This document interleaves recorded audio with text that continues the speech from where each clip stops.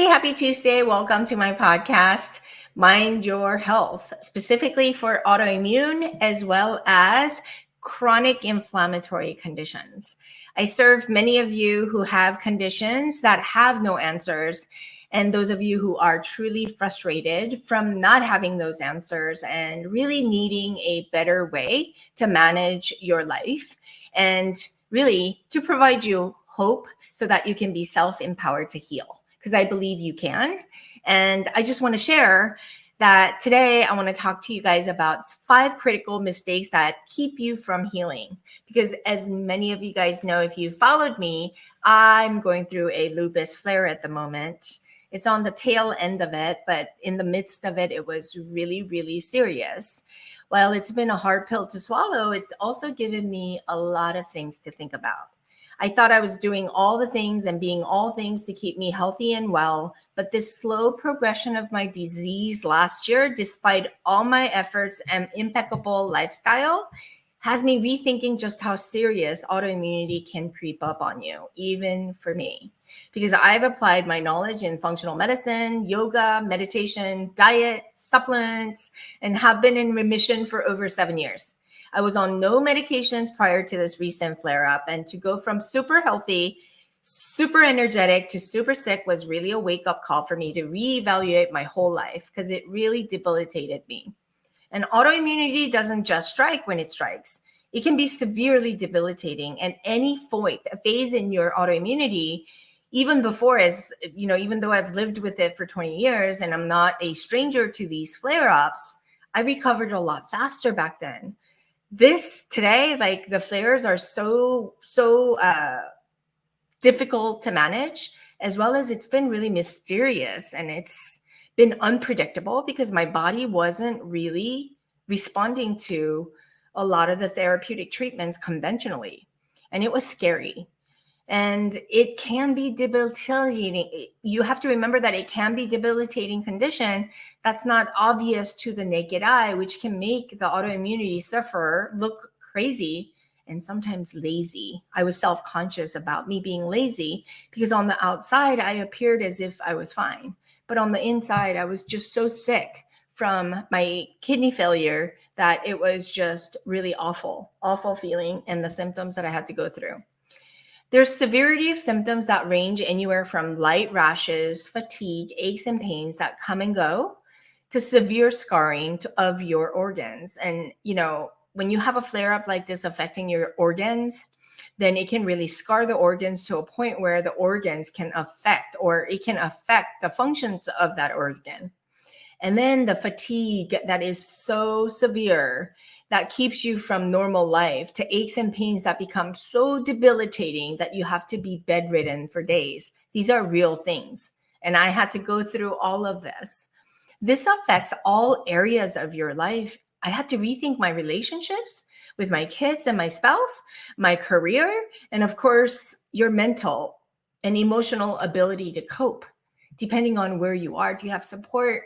Do you have enough fuel to go? And do you have, are you at a breaking point? I don't know what the threshold that you're dealing with, right? But all these things are real for us. And I just want to recognize each and every one of you to say, hey, we're in this together and it's not easy. And so I just want to make sure that you guys understand the resilience and the strength that you need and the support. And it's okay to ask for help when you need it. Most autoimmune patients look to conventional medicine to address all the symptoms and manage their condition, which is fine, I'm doing that as well, because I need the guidance of my medical doctor team to make sure that I keep alive and all the acute symptoms are addressed. Some have knowledge about functional medicine, and some of you have tried holistic interventions and/or alternative therapies to help yourselves. And no matter which healing path you take, it's short-lived though. You may feel better temporarily, but automatically autoimmunity will creep back because the root cause was never properly addressed, or it wasn't addressed at all. We can change a little bit of a diet, do a little bit better with the supplements, and do a little bit more of the exercises to get you leveled up. But believe you me, when you're going through a flare or coming out of one, you want to kind of rebuild your health. It takes time and strategy and clearly knowing what to do. And this means serious commitment to your health and wellness, and not to mention the investment, right? But I want you to understand that we all live in a chaotic and ever-changing world. Post-pandemic, here we are. We're all traumatized to some degree by mandates and fear around the virus, which created an atmosphere full of doubt, anxiety, and uncertainty. And such circumstances tend to reveal the faults within our much revered and respected systems, like our education system, political system, and the healthcare system. We've adopted the new ways and have become much more aware of the deeper problem, which has us asking questions about the efficacy and the efficiency of such systems. And I believe health and wellness is more important than ever before. With a failing healthcare, sick care system, I've personally learned that it's not something that I want to depend on for ongoing health and wellness. In fact, I want to get to a point where I don't need it at all. As I always emphasized, health and wellness is a personal responsibility. But when we do get sick, we need sick care to address the acute emergency situations to patch things up. But for chronic illnesses, we need to be very clear about the role of our sick care system. So navigating our system is something that we all must learn so that we can get the most out of sick care and know clearly what the limits are to take the reins and take responsibility for our own healing, because that's the second path. It's a different path than receiving care in the sick care system. And I really want to emphasize that. So today I want to share 5 critical mistakes that you're making that are keeping you from healing and perhaps doing something about it.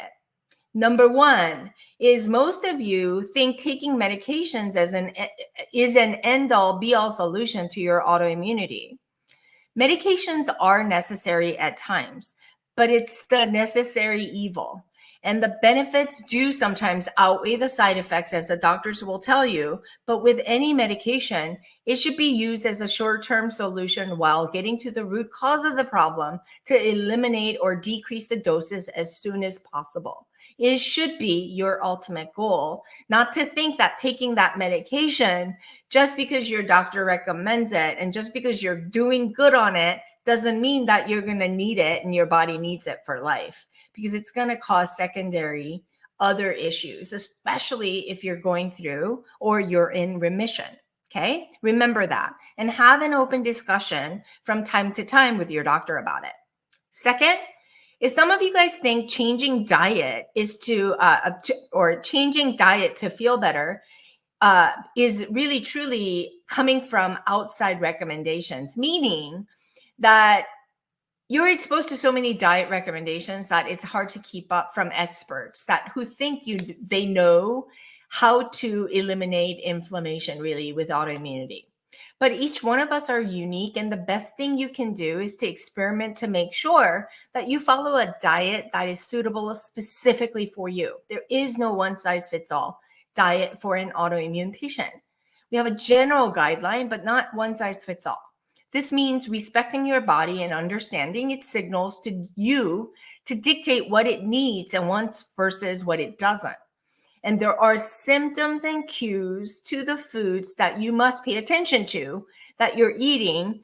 And if you don't ever listen to the sensations that your body sends you, then you will miss what your body truly needs and doesn't need. So you need to tune in and listen to what your body is telling you with your dietary changes.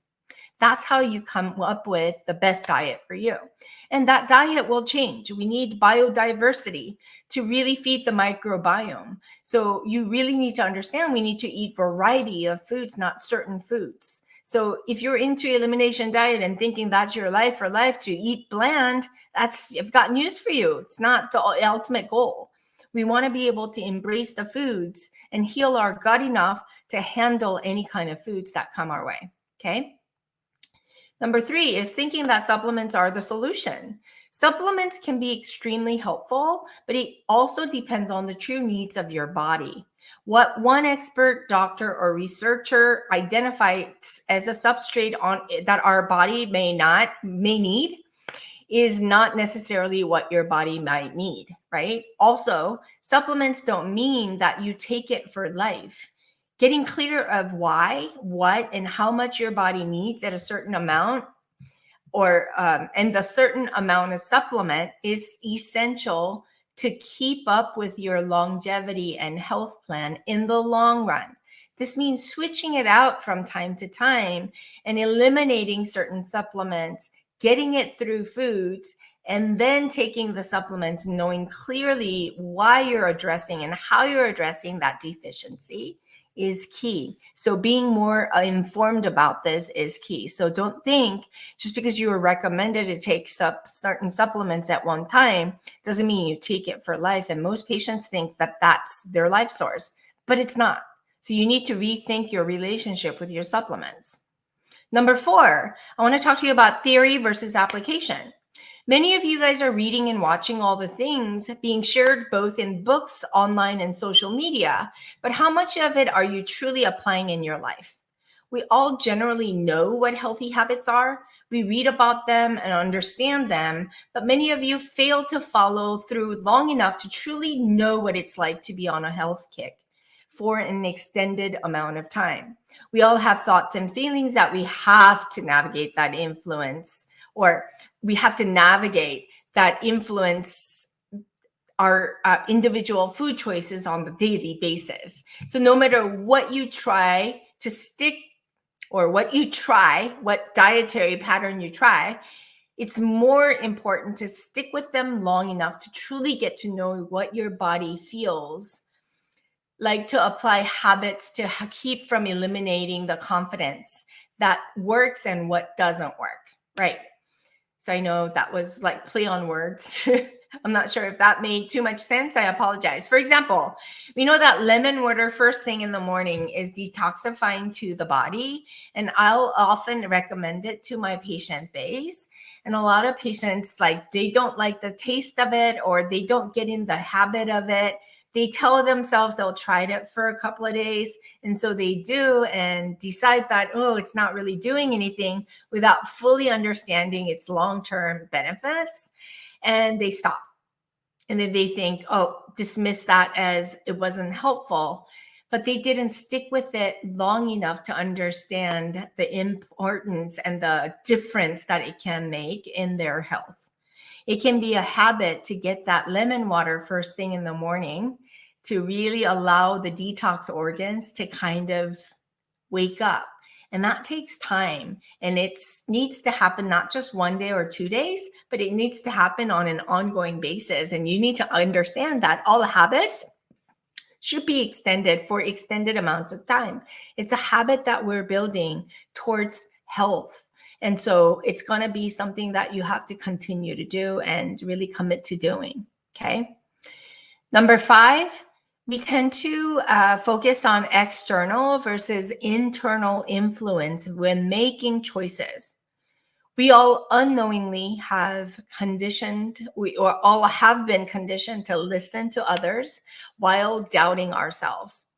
And when sick with autoimmunity, we tend to lean into other people's dogmas and beliefs to guide our healing path. Such dogmas may involve chiro, functional medicine, autoimmune, paleo, taking meds or supplements, etc., or even being overly sensitive to food sensitivity or emphasis on food sensitivity. And taking this, rather than thinking about what's wrong with you, rather than focusing on all the wrong things or the problem, you can choose to take this as an opportunity to cultivate self-awareness towards your healing.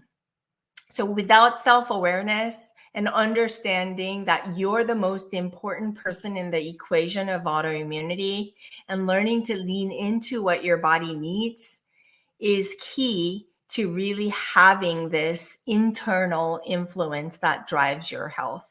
This means truly to connect with your breath, getting curious about long-held beliefs that's not serving you, that you believe into, and committing to your own self-evolution and growth through the healing process, which sets you up for success. And it's also an opportunity that is life transformative versus depending on others to treat or heal you.